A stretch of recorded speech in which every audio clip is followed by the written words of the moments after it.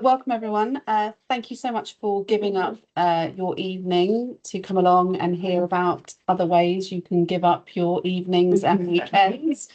I'm Faye Appleton. I'm the Director of Membership and Education for Lincoln's Inn. So that means I head up the department that's responsible for everything from outreach through to qualifying sessions for students to advocacy training, and all of our member engagement work beyond that point as well.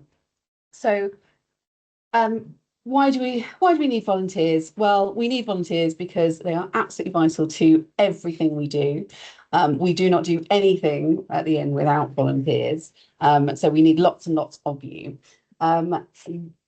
We estimate that our volunteers give up collectively 13,000 hours every year to deliver all of our programmes. Don't worry, that's not just two people giving up whatever that is. I can't do the maths. We have around 600 regular volunteers, but we always need more because the fewer we have, the more hours they have to do.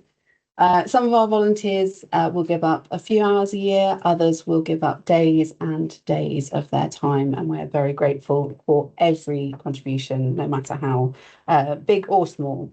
So all of the activity we do supports our members in lots of different ways. Particularly, it's in the areas of education, financial support, so in terms of our scholarships programs, careers advice, well-being, and professional development.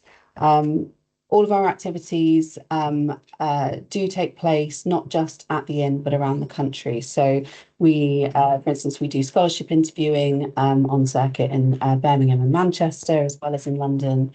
Our advocacy and ethics training for students also happens around the country. And of course, people can be mentors and be mentored anywhere in the country and indeed the world. So this evening, we're going to give you a bit of an overview of the various activities in sort of roughly chronological order from the receiving end, as it were. So thinking about our members and users of our services. And our panel are going to tell you a bit about their experience of volunteering in those various areas. And then we will have time for questions at the end. We are hoping to finish all together around 7:15. And there are, for those of you in the room, there are some drinks at the end where you can ask us some more questions and meet some of our current volunteers. So I'm going to ask our panel to introduce themselves, and we are missing one person who's going to be arriving any minute now, I'm sure. But Brian, would you like to just say who you are, what type of things you help with? Absolutely. My name is Brian Nicholson. I'm a specialist in intellectual property. I've been at the bar for about 25, 26 years or so now. Over that time, I've mainly been involved in assisting in the scholarship scheme, but also mentoring, giving the occasional lecture in hall, all of which helps out the inn where I can. I'm Claire Palmer. I'm a barrister at 5 Essex Chambers. I was called in 2003, so 22 years ago, and I pretty much got involved as a pupil. I've done most of the full gamut. I've done one round of scholarship interviews, I think, but predominantly I would give talks to university students, attend Domus dinners, do advocacy training pre-call, and then when I was 7 years call, I trained to be an advocacy tutor post-call. I did a bit of time on bar rep and other committees around that. So a full range, all equally rewarding in their own way. Evening, everybody. I'm Chris Poole. I'm a family barrister, and I've been involved in the inn again, like Claire, pretty much since I was a pupil, and through to now. My involvement, I'm involved both pre-call and post-call, so I do some training to the students on the advocacy training courses for pre-call and the pupils and the new practitioners. Like Claire, I go to the university dinners when I can. I enjoy the opportunity to meet the new potential members of the inn in that way. And I also do some training for in relation to pupil supervisors. I do some training and refresher courses for I can see somebody who's on my recent course, for our either new supervisors or returning or training people who are doing refreshers. Unlike Claire, I'm a relatively new venture of the inn as well. Lovely. And as you can see from the slide, our last speaker is Dilpreet Dhanoa, and I will ask her to introduce herself when she gets here. So kicking things off then. So this is the sort of rough journey we're going to take you on tonight. So we're going to start on outreach and scholarships and go through students, post qualification training for pupils and new practitioners, and then talk a bit about member engagement, which comes at the end, but technically people can be involved in that at any point, but it's mainly focused on those who are established in practice. So scholarships and outreach then. So on outreach, first of all, we have a range of broad appeal activity that we do, and also activity that targets those from underrepresented groups. Our sort of overarching aim is that we don't want anyone to think that the bar is not for them for the wrong reasons. We want to make sure that they're informed about the career and what it's really like to be a barrister, but not to count themselves out because they think they didn't go to the right kind of school or university, they don't have the right sort of background. And so that's the sort of message we're delivering generally. For scholarships, once people have decided that they want to pursue a career, they then can come to us for some help with the funding of that, because as we all know, it's a very expensive training programme to do. We give about £2 million a year in scholarship money. That is awarded on merit, but the money is then, the financial award is then based on means. And because we want to make sure that our funds are going to those who need it most.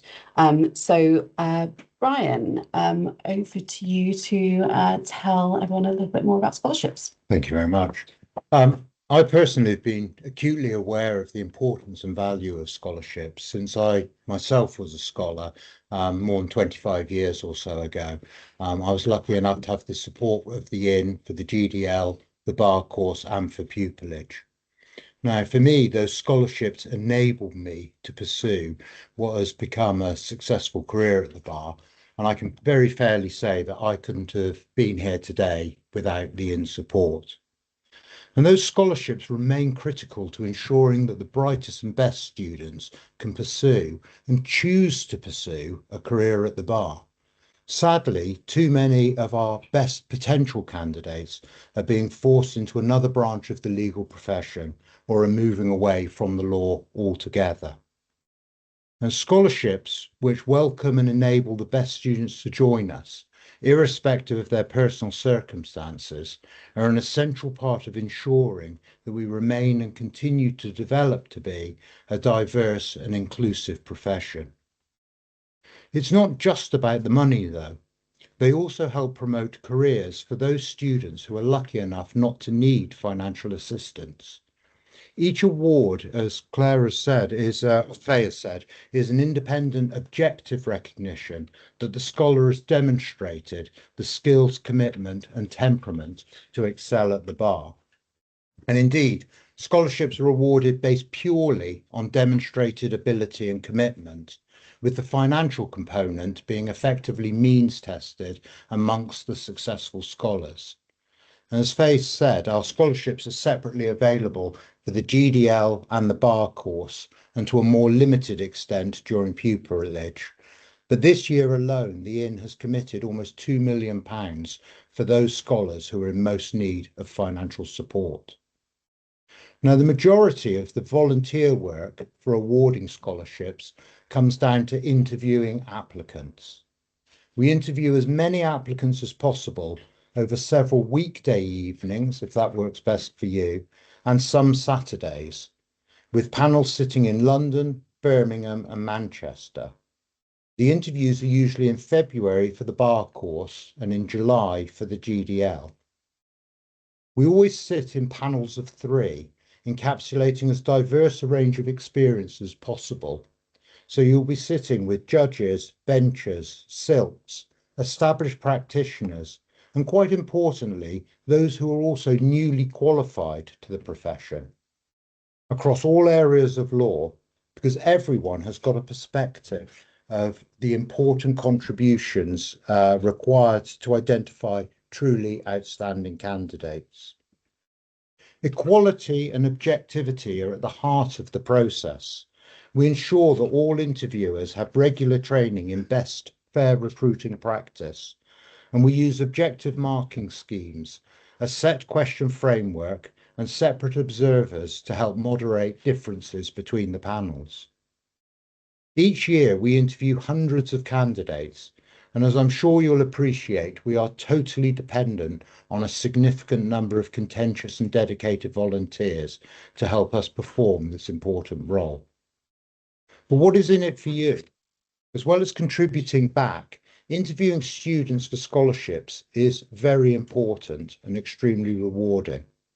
I've lost count of the number of times I've met a now successful practitioner who has reminded me, because I have no hope of remembering, that I interviewed them years before, and they've explained to me how essential the resulting scholarship had been to their career.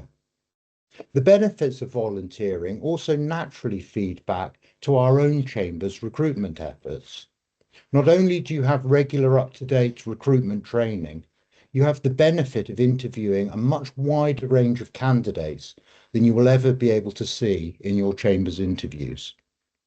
So whether you're at the top of your career or just starting out, please do consider signing up to give a couple of evenings or the occasional Saturday to be part of ensuring that our profession continues to enable the brightest and the best students to pursue a successful career at the bar. Thank you. So outreach then is obviously a much more varied area. Scholarships is very focused, and so that's a mixture of being sitting on a panel, running advocacy sessions for actually from sixth form through to university, or being a mentor, for instance, to our undergraduate prize winners. Claire, Chris, you both regularly attend our university dinners, so engage with undergraduates there. Anything that you would like to say, particularly to prospective volunteers? Yes, the university days and dinners, I don't know if anyone remembers them from your own experience. If you're new to volunteering at the end, they're perhaps a really good kind of taster to see what it's all about and see if it suits you and it works. I remember as a university student going to a few of the inns, being put off by one particularly, not this one clearly, but it really was important, I think, for me at that stage, to just know what this was all about, and I really feel that sense of importance for students when they come and they see the place from outside. They've seen it from outside, they've heard about this place. I'm particularly drawn to those like me who had no history in the law, no background, no family to fall back on to tell me what it was all about. And for me, that university day and dinner really does remind me of how you get your foot in and you get some idea. So what we do is the students come in, they have a number of lectures during the afternoons. They come in as a group from their institution, from their university. Wide variety of universities are invited. And then at the end, there's a dinner. And if that's what you can commit to, the dinner, it's a good opportunity. It's an option if you want to sit with a particular institution, if you want to sit with where you studied or where you've got friends who have studied or whatever it may be. And I've found, I have to say, that the conversations you have at those dinners with some of these hugely impressive, hugely enthusiastic young people who are just perhaps more than so many that we work with later on on their particular journey. But at that stage, the enthusiasm is just contagious. And I think for me, it's really, really helped to understand, then taking it back from a Chambers point of view, what we do from an outreach perspective, and even through to interviewing people for pupillage and the like. You get a sense of really what you can expect. So that is, as a taster, perhaps something to think about. I think we'll have about 6 a year, is it? No, three. Three. Feels like more. Yes, Just three. three. If I can add to that, I also, my very first time in the inn was at a university dinner when I came from Bristol. I think one of the things that I found really important was that even at Bristol, I was being directed to go down the solicitor route. And I think a lot of the big university institutions, that's what they tell them to do. So it's really important to tell them that there is this other route. As well as attending the dinners, there is also a need for people to come and speak in the afternoon. And again, that's something you can get involved in at a relatively junior level. If they actually want to hear sometimes what it's like in the first 2-3 years of practice, what it's like to be self-employed, what a clerk is. And so it's actually a reasonably easy thing to do that doesn't take a huge amount of time to prepare. So if I could just add that. Of course, always easier to come and just talk about yourself. It's, rather than trying to seek advocacy. But yeah, the panel writes, outreach is a very easy way to get involved in volunteering. It doesn't need any particular previous experience or training, because you are just coming and talking about you and your profession. Scholarships obviously does need training, because we need to make sure that you're doing it properly. But as Brian said, that is really at any point in your career, you can get involved in that. Right, we're going to move on, but before we move on, I'm going to just ask Dilpreet to introduce herself, because the rest of the panel already have. Of course. First of all, I'll begin with an apology, which is never a great way to start, but I apologise for being late. I am a tax barrister. I practice from Field Court Tax Chambers. I have been a member of the inn for a very long time, but I have to say it's been one of the most seminal parts that has informed and shaped, actually, one of the most seminal parts in terms of how my career has progressed and developed. And I think volunteering, actually, it's a sort of positive self-reinforcing cycle that I think cements and reminds you about why we enter. One of the big reasons, I think, why many of us choose to join this profession. And I think it's a very enriching thing to do. And I think it's something I've learned enormous amounts from and continue to learn from. But it's also a wonderful way to give back to the community that we are all ultimately a part of. So that's who I am. And I'm I'm an advocacy tutor, and I volunteer on the Pupillage Foundation scheme. Right, so we are going to move on then to what we do for our students, and that work splits into two main areas. So we have qualifying sessions. Some of the more senior amongst you might remember dining. It's not very much dining anymore. And our extracurricular activities, our student activities. So the aim of the qualifying sessions is to form a bridge between the classroom of their law degree and their bar school, and pupillage, and to facilitate the integration of students into our professional community. So they are still compulsory for people to be called, and they mainly take the form of workshops and lectures. Some of these are held collectively over a Saturday or a weekend, and some are followed by a dinner still, but they do all have that educational component. With the student activities, the aim there is really to provide people with opportunities to gain experience, or to gain accolades, and in some cases we do competitions, and also then to provide people support. So things like debating, mooting, mentoring, pupillage advice. So Chris and Dilpreet, you'll probably have the most current experience of helping on qualifying sessions. So my main involvement at that stage is the advocacy training weekends that we do, and the weekend counts as 6 qualifying sessions. Got that number right. And you'll. That was the 6 you were thinking. That was the 6 I was thinking about earlier. Yes, yeah. You'll all be very familiar with and remember the idea. We go from a Friday evening through to a Sunday afternoon. We do them now in different parts of the country to reflect where the students are studying. And there's an advocacy component through most of it, but there's also the opportunity from the students' point of view for them to meet us and for us to meet them, and to just have that away day feel about the interaction. So there's elements that are very important, and they do need to meet a certain standard and make sure that they're prepared and the like, and we are keen that they engage fully with the advocacy side. But I think I've always found, I suspect most of the tutors who go on that particular course have found that it's just the interaction and recognizing in the students how their confidence builds over the course of the weekend. That I certainly find that is an enormous compliment to the whole program, and it brings them in. I think perhaps for most of us, that's the reason we go back, that you do see that progression when they learn from each other, when they're picking up on the points that are made. And our role is to facilitate the different parts of the course clearly, but also just to keep that overview on how it's all working through. And I think it's right to say, I suspect for so many of the tutors, that we've been many times between us, and there's a core of the tutors, and Nick Easterman's with us here tonight, who's been on so many of those courses. But there is a real camaraderie, I think, amongst the tutors, and a real sense of accomplishment when you get through and you see that change in the student from the Friday night through to the Sunday afternoon. That there's a swagger about them because they've really feel as though they've picked up on things, and I always feel that reflects back, and I learn something from those courses, and also enjoy them. So I certainly advocate or recommend those.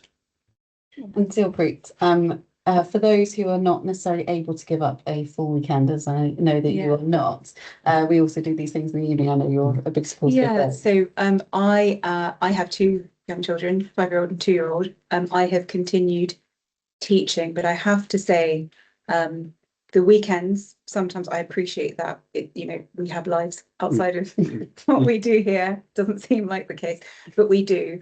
I have to say, in addition to my chambers, the inn has been extraordinarily and astoundingly supportive. Anything I've needed, and to a point where I've said, I can't do I can't do the ones further away for XYZ reason, or when my daughter was very young. And Sarah Whitehouse, who was running the course at the time, said to me, Rona Judge Whitehouse, she said, well, why don't you come for the Saturday? Because actually the way the program's structured, we might not need you for the Sunday. Would that help you? And I was still the main source of food supply for my daughter because she was about 7 or 8 months then. I said, that would be amazing, and I can volunteer.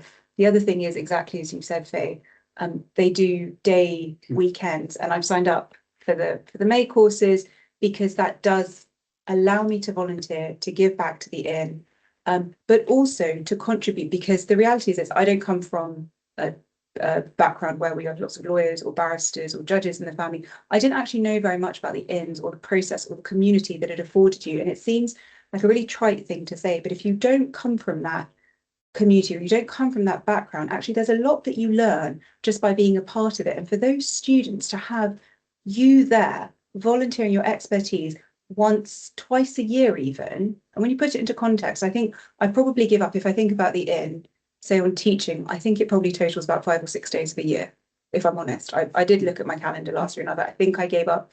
It was 7 last year, but that's one of them's a half day. And that's 7 days in an entire year, when actually I wouldn't be where I am, but for the fact that somebody nameless sat on a scholarship committee, read through my application and decided to give me one. Not just me, countless others. There are people who sit there and say, I'm going to take the time to look at your advocacy and give you some pointers. And I do it now, and I have to be honest, it sharpened my own advocacy, because things I look at, I'll think, oh, I need to probably keep an eye on that, because as barristers, we're quite conscious of what we're giving, how we're doing. And because the structure is so supportive, whether you're going for the weekend or you're going for a day or an evening at the inn, there's an immense amount of training that's afforded to those who say do advocacy training. There's a lot of support, and you're never by yourself. There's always other people with you. So I'm a second advocacy tutor, but invariably there'll be at least 2 others, if not 3 others with me. And it means you can give up time in a way, or donate your time, as it were, because it's a profession by which ultimately you can't pick up a book and read about bar. You can, but so much of what we do is learnt by watching, which is why pupillage still today is divided into non-practicing and then practicing. So because your first 6 months is just understanding the machinations of how this profession operates. And no matter how much we try and streamline it and bring it into this century, I think there are parts about it that are just vocational. Same with doctors, same with any vocational profession. You learn just by being around. And I think it's exactly to your point. The students particularly for a lot of them who thought that the bar was completely out of their reach or feel really nervous, and there's a lot of imposter syndrome floating around, just to have somebody say, I see you, and actually we can now have the opportunity for a one-to-one discussion. I saw something really good in you, or I saw this. And sometimes you'll see people around me, and I do see people, and they're like, oh, hello. And for them to feel like they're part of the community, it's really rewarding for us, who, all of you, who are looking to volunteer your time, but also for them. And I think it creates a very strong line in terms of a very bright future for the profession. I think it'd be really woeful if we stop giving up our time, because actually a lot of people gave up our time historically for us, and that's how this profession works. It's to pay it forward. Yeah. Thanks. So on the more sort of added value side, Brian, you're a student mentor. You regularly have a mentor for the inn. Tell us a little bit about what that's like, and what kinds of questions they might have. Or Absolutely. I've mentored probably a couple of students every year for at least the last 20 years or so. It's fantastically something you can start with as soon as you're qualified, because the processes that the students are going through, applying for scholarships, applying for pupillage and the like, are the things you've just done, and hopefully done successfully, which have got you to where you are. But students come in, and they come in from a whole variety of different backgrounds, a whole variety of different experiences. Sometimes they've come from schools that have been very good in preparing them for the onward process. Sometimes they've been heavily prepared, but they've been prepared for careers which are somewhat different to our own. And they come in with a CV that's got some material on, and they've put something down. But you can sit down, and either these days you can do it online, or you can get them to come into Chambers, sit down with them, find out where they are, find out what they've already really started achieving with. Perhaps they've started doing some court visits or mini pupillages, perhaps they haven't. Work out where they are, and then help them understand what the journey is through from where they are to where they want to be, including discussing with them different areas of law, different opportunities. Sometimes you do find yourself with the potential student, and having heard what they've said, perhaps getting them to consider the other branch of the profession, because it's more suited to what they're saying they enjoy about law than our own profession. And then work with them over the course of probably anything up to 2 or 3 years. Some students will come and see you once or twice. Some you'll email several times and you never really hear from them. And you think to yourself, why on earth did they ever sign up to the scheme in the first place? But the ones I massively value are the ones that come in, perhaps haven't come from a background where they've been exposed to the law, certainly not the bar. They've got very, very little idea about what the process entails, what they need to be doing. But they come to you early enough that you can spot that they've got the real potential of being a good barrister. You can point them in the right direction. You can help them a bit with their CV, but you can make sure they're out and doing through and Citizens Advice Bureau, that they're getting involved in mooting and debating, that they're getting themselves signed up for marshalling, they're spending time in the inn, helping them to develop where their CV is, getting them ready for their pupillage applications and the like. And some of those students will stay with you, keep coming back from time to time over several years.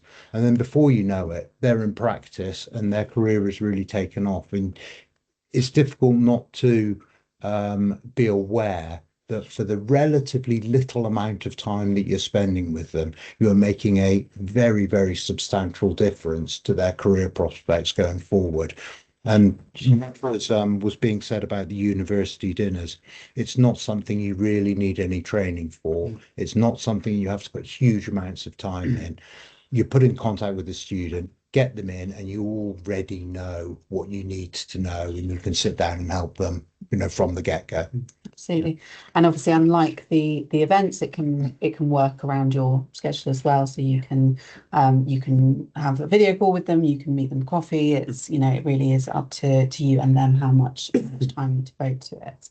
I am so there's loads of different things on on the student side of things. We always need more volunteers, particularly for advocacy and ethics teaching for students and for lectures. So if you're willing to sit on a panel or give a lecture, we always want to know that, and the mentoring scheme as well, and actually marshalling, do a judge. And as we said, there's no sort of strict training needed for any of the student things. But moving on to our post qualification training, because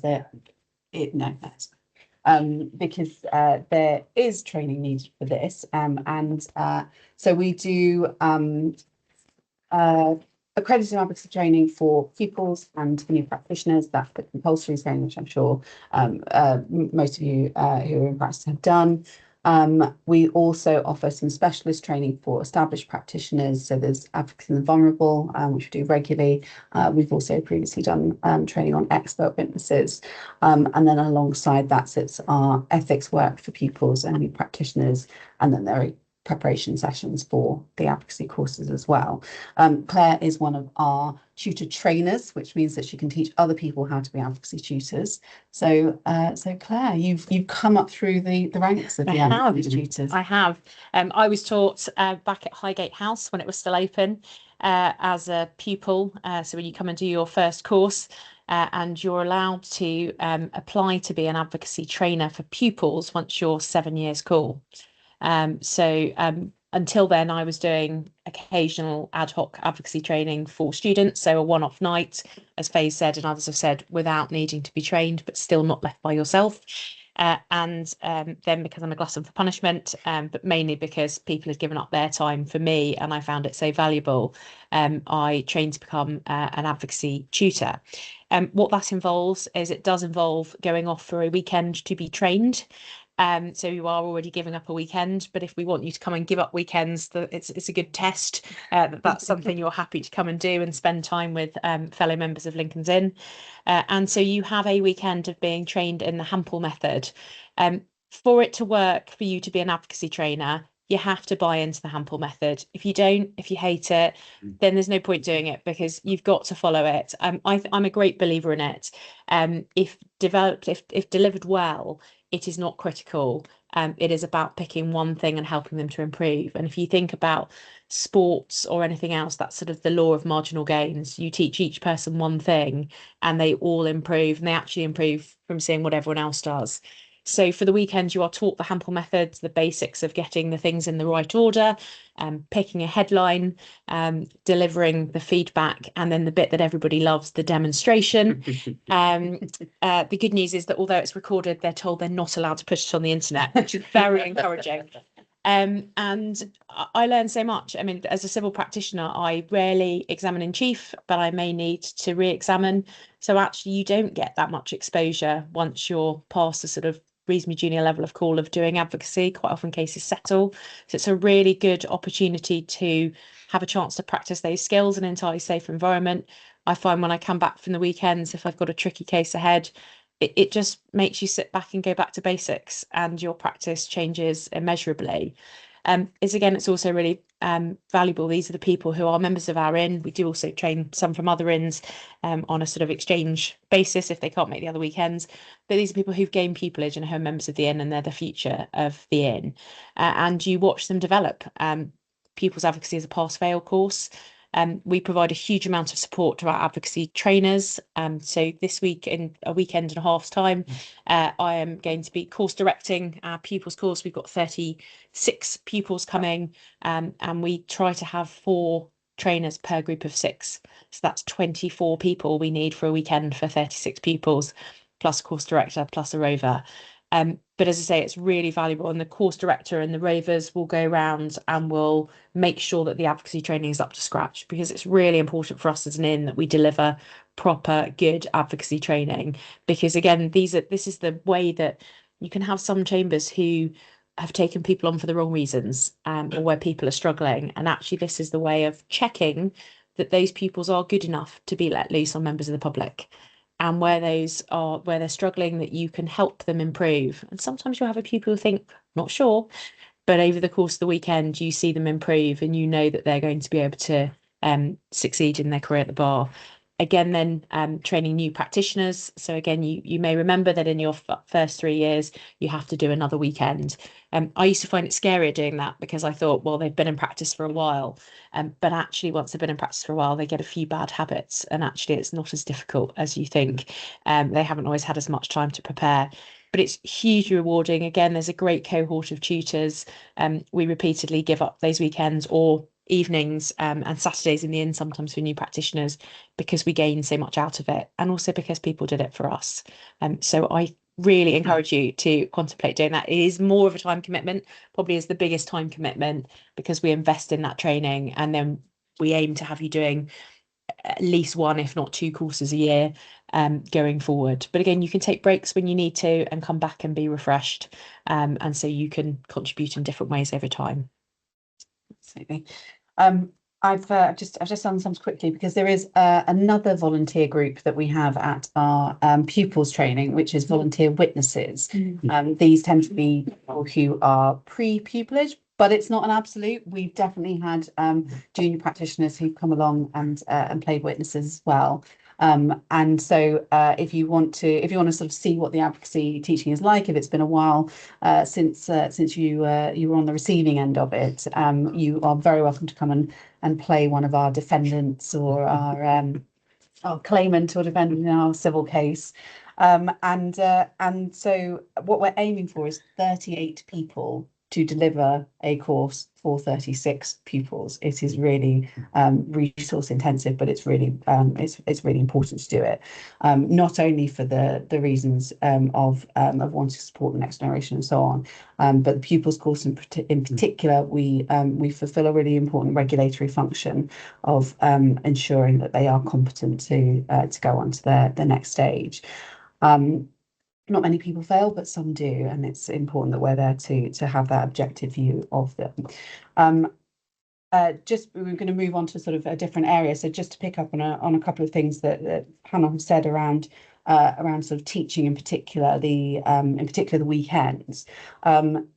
It's it is obviously it's important, it's rewarding to support our students, our pupils, and so on. So many people do raise that point of it improves their own advocacy when they teach, but also in terms of your exposure to the sort of that wider community of other practitioners, that we have people from every geographical location, every practice area coming on these weekends, and so many tutors do say how helpful it is to have that kind of wider network of people, particularly outside of their own practice area.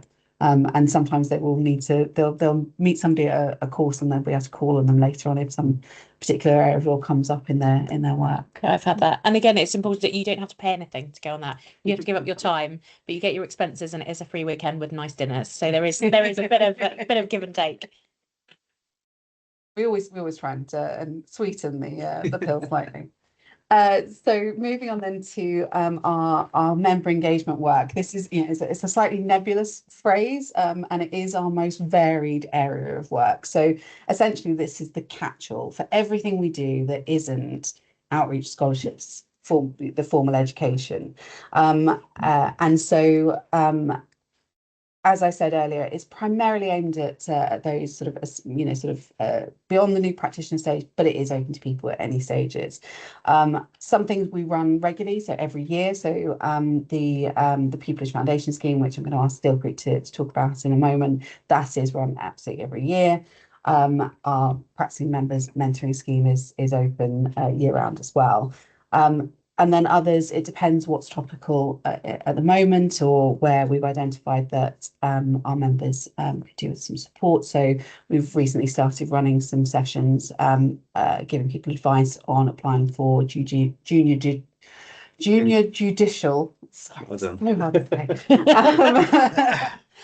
positions and panel appointments as well. We've previously done things around actually around mentoring and being mentored, and we have a wide variety of diversity and inclusion work every year, but the subject matter will vary. So the pupillage foundation scheme is probably the area where, because we do it every year most consistently and it is more resource intensive, it is probably an area where we need more volunteers, particularly. So Dilpreet, could you tell us a bit about the pupillage foundation scheme, what goes into it? Yeah, so there is this extraordinarily dedicated committee and team, one of whom is sitting here, along with a handful of others. Students will apply, so people are keen to get, the criteria is you have to have applied for pupillage, you've not got it, you've got the requisite academic, I think it's like minimum 2-1 unless you've got extenuating circumstances, you've not got pupillage at least one time before, and you would like some support and guidance. And then Michael, along with, I think it's Antonia Benfield, Mark Harries, maybe one or two others, but they quite literally sit there and they go through each application, they grade it, they assess it, they work out this person is fit for the scheme, this person probably isn't, and then there's probably a big grey bucket in the middle. But the long and short of it is what they then do is they then try and really, they're very thoughtful, I have to say, in terms of matching up then a mentee with a mentor. So one of you or one of us who will volunteer our time on this. And what's required is this. There's a programme that's set out in advance and it requires about 4 evenings of your time, which I think is not a big ask in the grand scheme. That's sort of the minimum, as it were. But I say it with a caveat, which I'm coming on to. And through that, it takes you through the stages. There's an introductory and welcome session, so you get to meet your mentee face to face. So they'll usually try and pair you with somebody who's interested broadly in a similar area of practice to you. It's not always possible. For example, I do tax. I appreciate not everybody is falling over themselves. Don't understand why. Applying to tax, so I might get, a more general commercial chancery type potential applicant. And then there'll be an introductory session, which is very good. It usually sets out the parameters. It's a chance to network, meet, socialise. Then there's a more formal session, which goes through, which you're required to then go through a couple of applications and sit with different mentees. So they get a range of different feedback. And it's the programme of it and the organisation Anna does, and it is superb and it works like clockwork, basically. There's another second session, which is on first round practice interviews. And the mentees have benefited so enormously from it. And the mentors, I have to say, that in the last year and a half, they've changed it up. So they've now added a fourth session, which is practice second round interviews. They didn't have this in former iterations, but people have found it so rewarding and so productive when it works, that they've had this. There's an option to sort of have some training and introductory, and to make it really accessible, do that via Zoom. So you can join, you can ask questions, they'll sort of set out the parameters. You're not expected to give up all your time, but you should at least be available. In my case, I wasn't able to make it to the first 2 in-person sessions. I did let Anna and the team know, but they said that's absolutely fine. And what I ended up doing is I'll meet my mentee for a Zoom chat, for example. And because of the flexibility around PFS, that makes it a feasible and viable option. So at a bare minimum, it requires, I would say, 4 evenings and probably a little bit of prep time to review the applications and also give your mentee some meaningful feedback. What we often see is that most mentors want to try and give up more time than that, because the feedback loop, when it works, as I say, it's such an enriching and rewarding experience that you'll find your mentee will say, actually, I've worked on a little bit here. Do you mind taking a look at this part of the application? And when you engage early and meaningfully enough, it works really well. And the inner very supportive say, make sure you set fair deadlines for yourself. Don't feel you have to be reviewing 18 applications the night before the deadline. You're perfectly entitled to say no. Anna and the team and Faye, they're really good at checking in and saying, how's it going, by the way? And they've got, I still don't know how they do it, but they somehow know when it isn't quite working.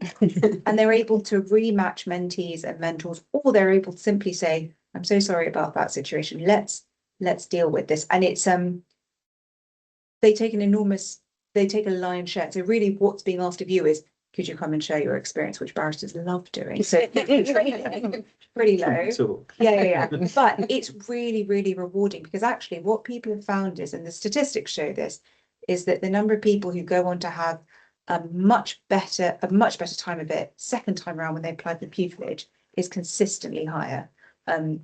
Mark Harris will have the stats because I know he knows these. I think he keeps a really close eye on them. But the statistics are markedly noticeable, such that you know that this is a meaningful program. And in fact, there are people now who were mentees on it who are now mentors because it is that rewarding a program. I cannot endorse it strongly enough. I think it's precisely what we should be doing as an inn, actually. And as I said, it's not a big ask on time. It does require reviewing, your mentee's application. If you're there as part of the evening programs, to probably review 4 or 5 other applications, but they're very limited, those ones. And to provide some constructive feedback, and you have like 15-minute slots to do that for the first round. The second round for the practice interviews, again, you'll be sitting with somebody to do the practice round interviews. So I think it's very supportive for the mentors, but the dividends that the mentees can reap is enormous. It really is. So if everybody had Everything we do is great, and you should volunteer for all of it, obviously. But the Pupils Foundation Scheme is a particularly shining example of how the bar can help those coming into the profession. Obviously, all of those people on the scheme are excellent, and they should get pupillage. And it is sometimes they just need that advice, they just need that support to make their application form better, or to give them that interview practice. It's really vital. So that's one of the things we do on member engagement that needs a lot of volunteers. But for member engagement generally, we are always interested in ideas of different things that we should be doing. So as you can see from the slide, there is a wide range of areas that we do cover, but we're always looking for new things. We want to know what our members want from us. So even if you can't give up some time, then please do tell us if there are things that you think we should be covering. But obviously offers to speak as well, always great to see, particularly if you have an idea. We will ask you if you have any suggestions for who might speak. And then we've spoken about mentoring, particularly for students, but we do have a mentoring scheme for our practicing members as well, which we've relatively recently launched. And the idea for that is that it's a slightly more targeted mentoring. And so that is practitioner members who want to have advice on applying for silk, or changing chambers, or moving between the self-employed and the employed bar, or taking parental leave, or coming back to the bar after a break. That they can get some advice from somebody who's been through those things themselves. So I'm going to move on because I'm conscious of the time. I do want to get to some questions. So just a couple of other things that we always need advice on. So if you can't give up your evenings or weekends, that's absolutely fine. We do need people to write things for us.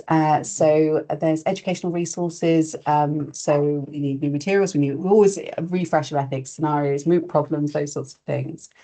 And then we've been trying to do more and more in terms of our website, our social media, our annual review on sort of member profiles, case studies. So looking at sort of representation on sort of personal diversity or professional experience, diverse ranges of backgrounds, people who do interesting different areas of work, and so on. So if you think that that you might be able to support on that, and we quite often do campaigns around the big sort of awareness days. So it might be Black History Month, it might be disability awareness, it might be neurodiversity, whatever it might be. So we're trying to build up more of a bank of resources there. So that might be, we've put it down as writing. We might ask people to do a short video. Further down the line, we're trying to get more and more video content. So that's something to bear in mind as well. And then the last thing that we wanted to just talk about was governance at the end, because these are 2 other ways that you can get involved. So one is by being standing for election and becoming a member of the Bar Representation Committee, and another is putting yourself forward for consideration as a bencher. So the Bar Representation Committee, it is our hall committee. It's made up entirely of hall members. There's an election every year. there are 6 vacancies each year, and you're elected for a 4-year term. And as you can see, there are different categories of vacancy. There's 3 vacancies in the self-employed and 1 in each of the others every year. It's self-nomination, so you don't have to run around finding 10 people to support your nomination, but you will have to make a statement to say why you want to be honest, and encourage people to vote for you. Although we don't necessarily encourage you to go out campaigning too hard. It is just our bar representation committee. Some people take it very seriously. Our circuit representatives, so we have 2 circuit representatives on each of the circuits outside the southeast.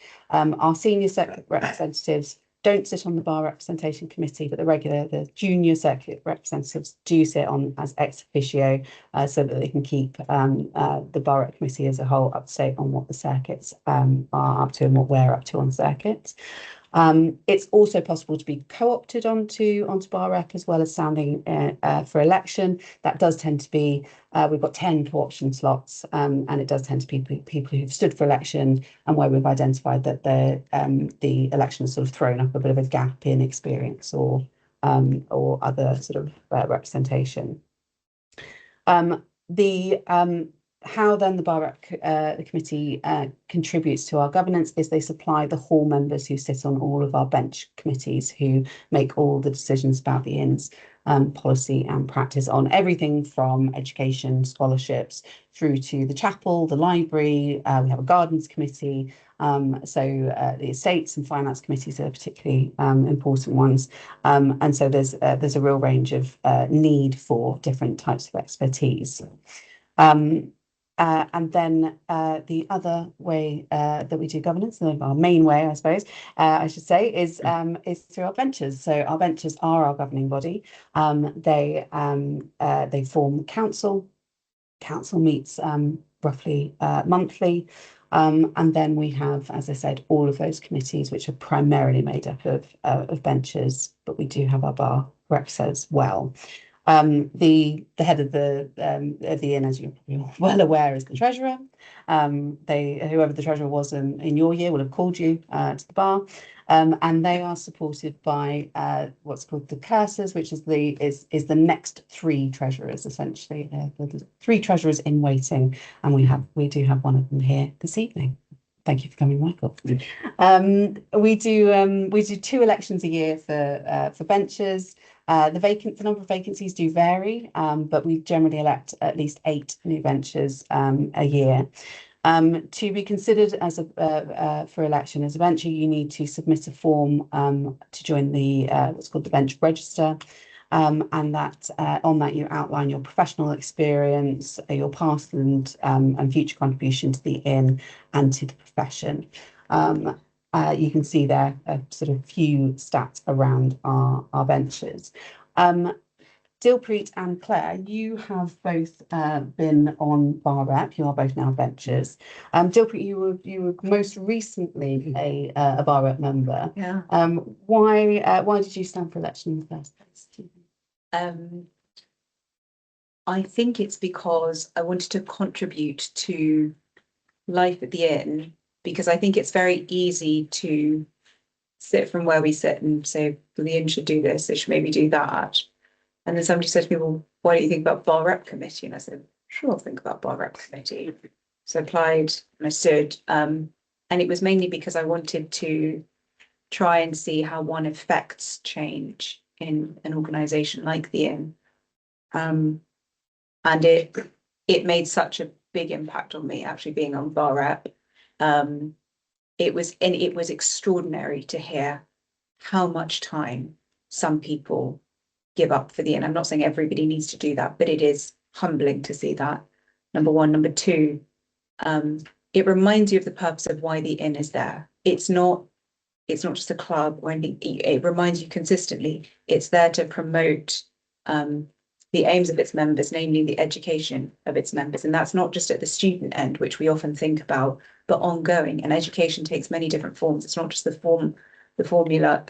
formal sort of advocacy training or anything like that. It might be you need a source of support, you need a confidant to speak to outside of chambers, you need some professional guidance. You want to really understand the machinations, say, of the bar. And so for me, effecting change initially seemed the right way to do it was to see if I could get elected onto bar rep. And I was really grateful for that because, as I say, the meetings are very transparent, they're very informative. It's brilliant to hear what some of the other committees are doing.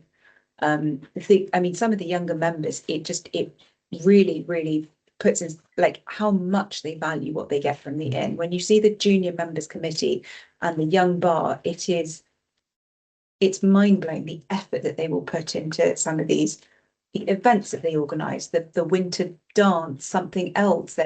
And the inn are really trying to grapple with how they engage more of their members. And I think it's very rewarding to be a part of like this national theatre programme that they've got. It's got absolutely nothing to do with being a barrister in some senses, but it's all about engaging with, you know, a sort of a more personal sense of self. And I've done it on 2 occasions. I thought it was a brilliant initiative by Social Mobility Committee, but you don't realise all the different parts that go into making this place what it is. And I think being on bar rep opened my eyes to that. I hadn't expected that. I thought I was going into effect, as I say, change, hopefully made some slight difference. But the great thing I came away with was how much collective effort it requires to move the inn forward in a very collaborative manner, actually. And I think that was what was so positive to take away from it. And I think if somebody has the time, I thoroughly encourage you to stand for bar rep. All their meetings are hybrid, which is particularly helpful. They do try and sort of say, if you can come to particular ones, because we'll try and do a social, and particularly for the members who are the representatives who are on other circuits and not the southeastern circuits, they do try and host, I think, a couple of times a year, they'll try and do bar rep committee in one of the regional circuits. And I think that's very good at sort of saying, you know, we welcome one and all. They try and time it so that our international representatives can also make it. It's not always convenient, but, you know, there's a real sort of working together and really understanding how the inn operates, which I think, as I say, if you've got the time, which is probably about 2 hours every month, that's just for bar rep, not then depends what bench committee you're assigned to. I think it's a very, very rewarding experience, actually. We're trying to reduce the commitment slightly on bar rep, so we've kind of gone to roughly every other month for the bar rep committee. But as Dilpreet says, it does depend which committees you then go on to otherwise. Claire, a little bit longer ago for you on bar rep, but is there anything that you'd like to add to what Dilpreet's already said? Yeah, I suppose so. For me, in part, it was about being involved in the governance of the inn, but also recognising that the inn can be perceived as just for the students or just for the bench. And actually, the vast majority of its members are its members. And it's really important that that part of the community feels engaged. And so for me, I wanted to do what I could to help outreach, to encourage more people to stay involved, to come to dinners, to be involved as volunteers, and to point out that the community of Lincoln's Inn has a role to play between those 2 stages. It was really interesting. I didn't quite realise when I applied that I would then be sitting on bench committees. And it was fascinating. I just got told by the then chair, you're going to do these committees, one of which was library. I very rarely went into the library. And it is the most extraordinary committee, I think, where every book that is bought by the library is reviewed by a member of the committee, and you would come and present.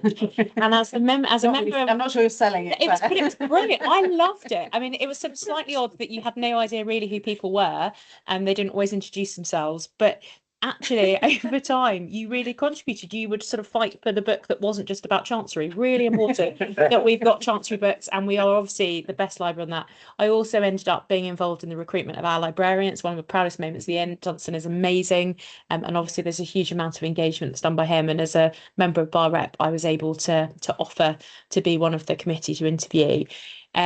And it was also a really important way of sort of doing the social mobility side and looking at how we could have elements of socialising and reminding people that the inn is there if you're having that difficult time, that you can contact the inn. And for me, that was really important. So, Chris, you were elected to bencher last year, the year before now. Last year, Yeah. yes. So I wasn't involved in bar rep, but so my form for the bench register relied very heavily on the volunteering outreach work I'd done over the years for the inn. I have to say, I was elected in the first election last year, first of the two elections, and it does feel a very in some ways a continuum of what we've been talking about, that we've been doing for many years, all of us at the inn. But to move into that stage and to see governance writ large from council down, from our cursors and from the senior benchers, and to understand really how everything fits in this organisation, I've found it absolutely fascinating. And it does feel, I think it's right to say, it does feel very much as if there is a sense that those who give to the inn and have given to the inn over many years, it is something of a reward, and something that perhaps is a recognition for the work that people have done for the inn. Highlights as a bencher include, I have to say, going to call as a bencher and seeing the next generation coming through the way we all came through, and many generations before us, in pretty much the same format. I suspect it's been done for many years here. Being part of that, and sometimes linking that with the things that we've done ourselves over the time. So you see people at call that you might have met at a university dinner, you see people at different events that you've seen over the years through mentoring, whatever it may be.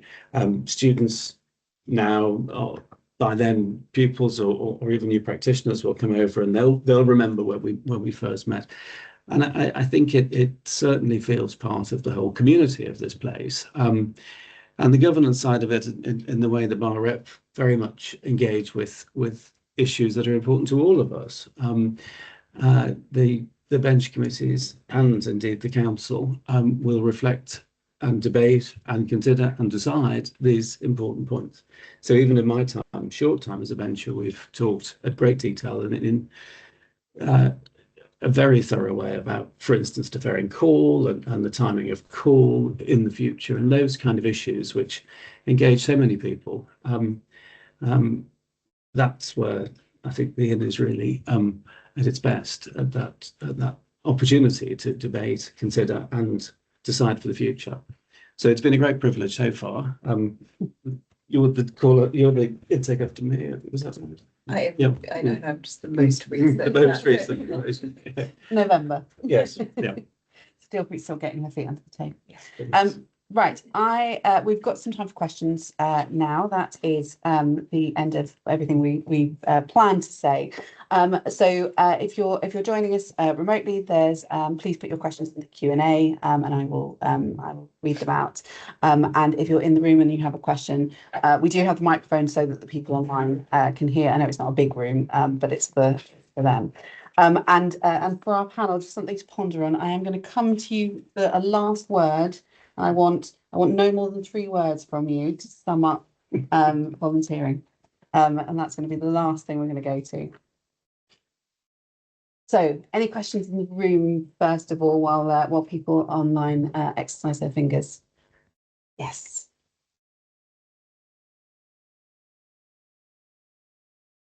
Somewhat of a practical question. In terms of the steps going forward, if we want to volunteer for sort of multiple limbs, obviously there's a lot of different emails. Is it best to approach each one individually, or is there a central place where you can email and go, I would like to sign up for X, Y, Z? Yes, so there's a QR code on the slips on the chairs. I'm assuming that's being emailed to our remote attendees, where we've put together a form so that you can indeed tick multiple boxes. So, if that's what you want to sign up for.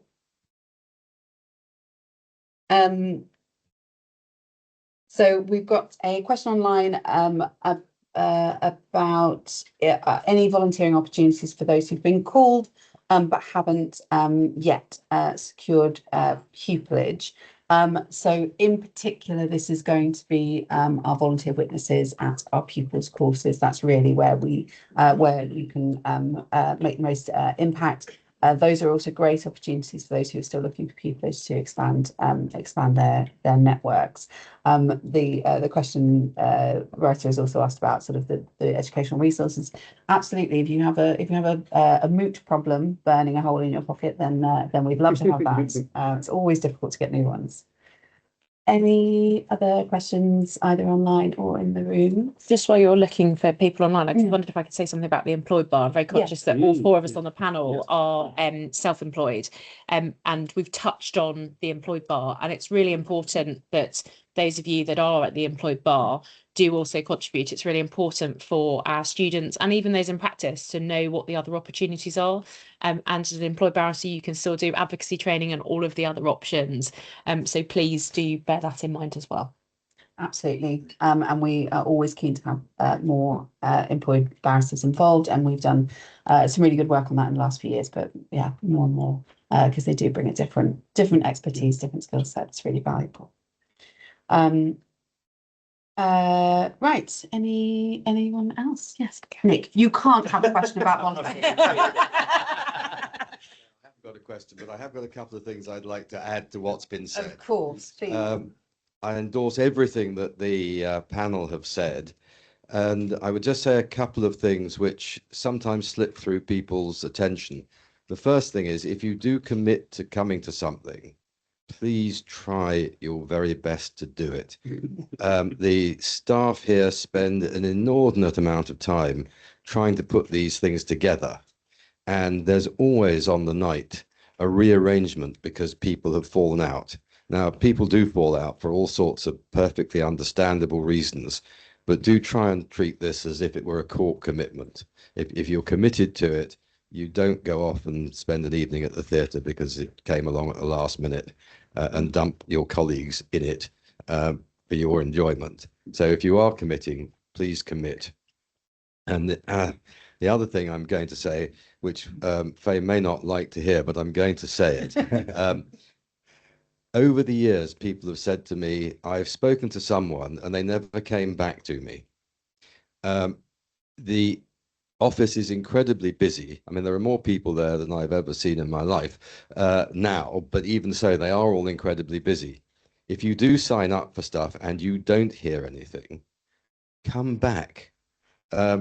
You have it in your radar, but if for some reason it has slipped the inn's radar, come back, because they won't call you. As I say, it's something I've heard over the years. It's really important, if you want to contribute, that you also make the effort to put yourself there in view to make that contribution. And again, to just reiterate, the enormous number of different things you can volunteer for means that there is nobody here who can't give up an hour or a day or a week or whatever it is. There's such a variety of things you can volunteer for. The people who are slightly scared to volunteer, do the pre-call stuff. You could do it standing on your head. It doesn't take a lot of preparation. One or two things may, but in general, it doesn't take a lot of preparation. And it will be immensely appreciated by the students and those who are currently volunteering for those things, to know that there will be others who will follow on when they're not in a position any longer to do that volunteering. So really, from a dinner where all that's required is your presence, to an evening listening to students for 10 minutes making a presentation that you comment on, none of this is rocket science. None of it requires enormous effort other than to be there. So the pupil training does require effort, and if you commit to it, you will find it effort well spent, but it does require that additional commitment. If you want to start just to get to the feel of things, choose the easier things to start with and work your way up. So I think that's all I really wanted to add. Thank you, Nick. And I don't mind you saying any of that. That was absolutely accurate. Yes, we appreciate that practice at the bar is unpredictable, and that people will occasionally need to drop out of things. We do appreciate that. But yes, we try and make it as easy for you to block it out in your diary. We send calendar invites and so on, and we really do need you to be there if you have signed up, if you possibly can. But yes, if you do get in touch with us and we don't get back to you, it's just slipped through the net in some way. So please don't, we won't worry about hassling you once you are signed up. So please don't worry about hassling us if you would like to volunteer. You love the last minute volunteer as well, don't you? Oh, Just to fill the gap as well. So if your diary collapses and you're suddenly looking for something to do, always You can welcome. guarantee that other people have dropped out. So yes, yeah, last minute volunteering also very welcome. Right, well, we're about ready to wrap things up. So I'm going to come to the panel and ask them for their up to 3 words on why people should volunteer. I'm going to go for, I've got a few options written down here, but the one I'm going to go for is every little helps. No matter how little you can do, make a start and you'll find you're dragged into more and more and more as you enjoy it and you see the rewards. And that's going to become our strapline. Yeah. VCR, varied, camaraderie, rewarding. Well, I went almost along the line of, I had a few things to say. I was going to say, just give back. I thought that might do on. Please give back. I wrote down as well. But I'm going to settle on, which means I've had 3 goes. It's RN. Yes. Very good. And we could steal another one and say, just do it. Just do it. Yes. Yeah.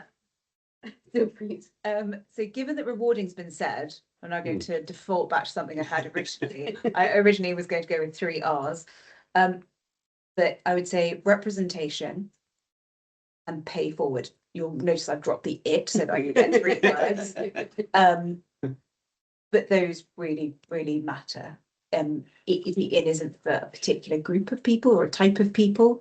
And I cannot say that more since, for example, being elected to as a venture, the number and the variety of people who've sat there and said, what can we support you with? Or they've seen me look a little bit gormless at my first meeting.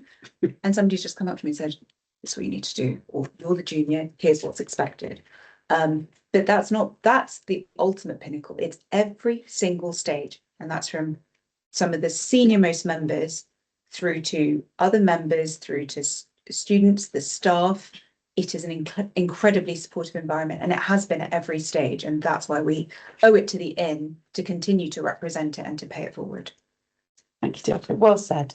Okay. So as you can see, there are absolutely loads of ways to support the inn, and we've not gone through all of them. We've touched on a lot. And obviously to support your fellow members by supporting the inn. All the information is on our volunteering page. There is the form that is on the, you can access by the QR codes in the room and is going to be emailed out to those attending remotely. And for those in the room, we will be hanging around if you have questions and can stay for a drink with us. That would be lovely. I just wanted to say then, thank you to our panel. Thank you to those of you who had questions or other contributions. Nick, thank you very much. Yeah, thank you. Can I also And just thank say you, Faye. Faye. Because Well done, Hannah. well, it shows how much the inn cares about this and how much it's a feature. It's volunteering isn't for a select few, it's for everybody. Absolutely. Thanks, everyone.